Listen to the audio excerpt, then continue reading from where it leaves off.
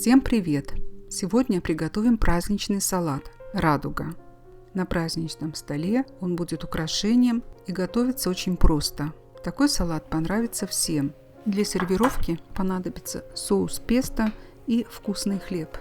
Для этого салата нам нужно отварить 8 перепелиных яиц или 2 куриных яйца. Перепелиные яйца заливаем водой, варим 2-3 минуты. Тем временем обжариваем 50 грамм кедровых орехов. Они нам понадобятся для украшения салата. Достаем сваренные яйца и опускаем в холодную воду. Все продукты для салата будем складывать на большое блюдо разноцветными рядами. И сразу кладем на блюдо 150 грамм сыра мини-моцарелла и 12-14 штук коктейльных помидоров или 3 помидора обычной величины, разрезанные на 4 части.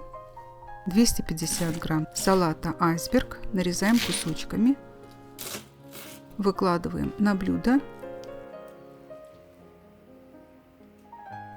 Салат выкладываем в 2 ряда.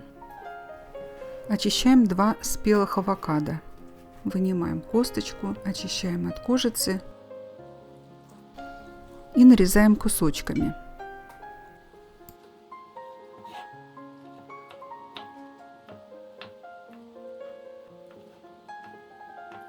Формируем на блюде ряд из авокадо.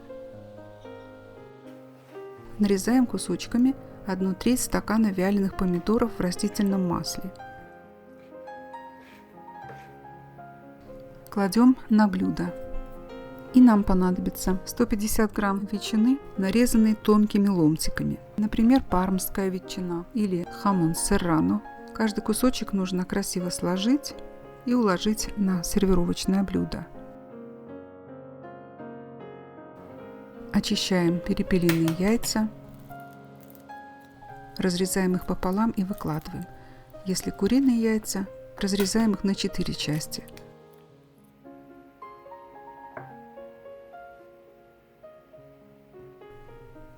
Готовый салат посыпаем кедровыми орехами.